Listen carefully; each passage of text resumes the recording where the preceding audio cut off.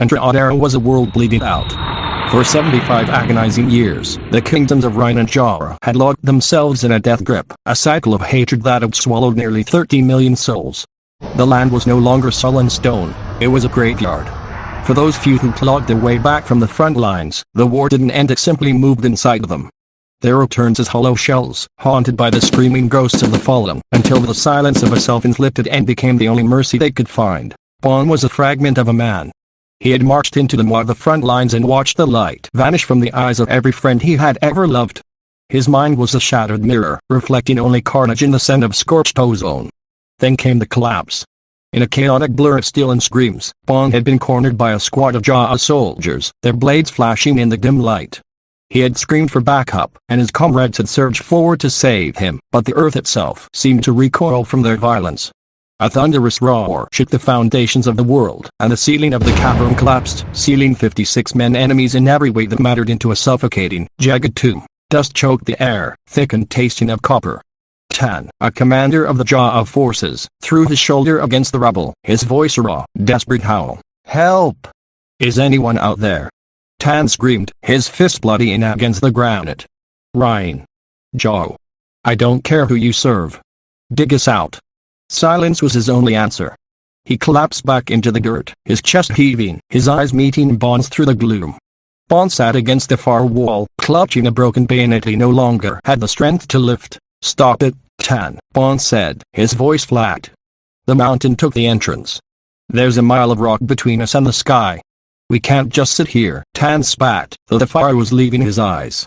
"My men, my younger brother was in the rear guard. He'll come for me." "Your brother is likely buried under the same ridge," Bon replied softly. "My squad was right behind me. I heard them scream before the ceiling came down.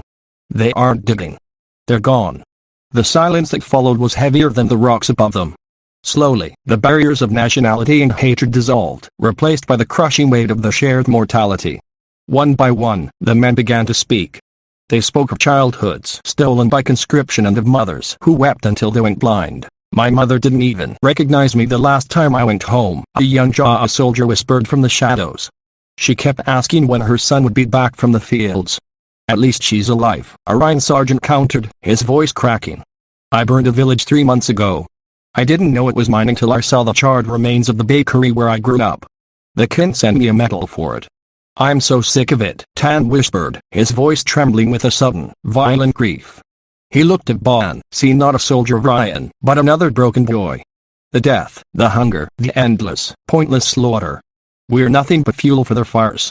"Fuel that's finally run out," Bon murmured, his voice echoing in the damp cavern. "We're already dead. We're ghosts waiting for the dirt to claim us." He looked around at the 55 other men, all trembling, all terrified, all starving for a single moment of something that wasn't pain. A sudden, manic impulse seized him, a desire to reclaim some shred of humanity before the dark took them. "Why are we waiting?"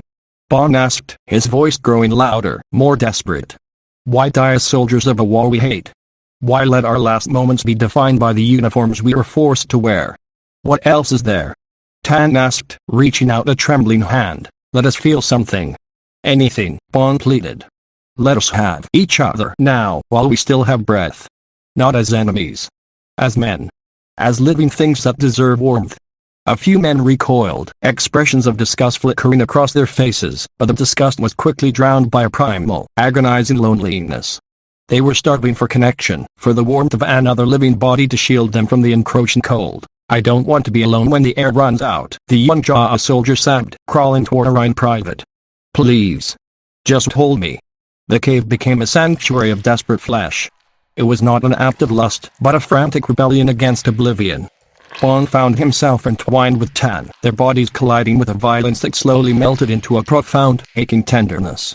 As they moved together, the lines between enemy and ally vanished entirely. This is the only real thing I'd ever felt," Bon gasped, his voice a fragile thread against Tan's neck. "I've hated you for 10 years, Tan whispered back, his tears wetting Bon's shoulder.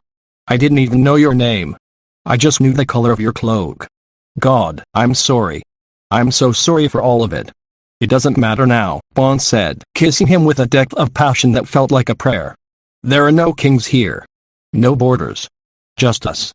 Moans of release and weeping filled the cavern, a symphony of broken men finding solace in the only way they knew how.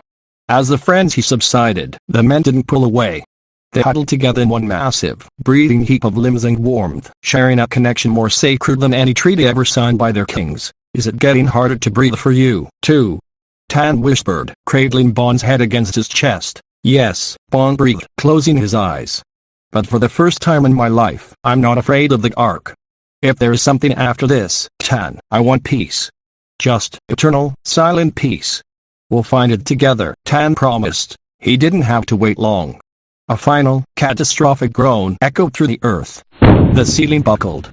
There was a momentary surge of blind terror, a chorus of screams that ripped through the air, and then, a sudden, crushing weight. The cave collapsed entirely, burying the 56 souls in a final, suffocating embrace. Deep beneath the rubble, pressed into the dirt, lay a single scrap of parchment, written by a shaking hand. It contained only 3 words: peace for all.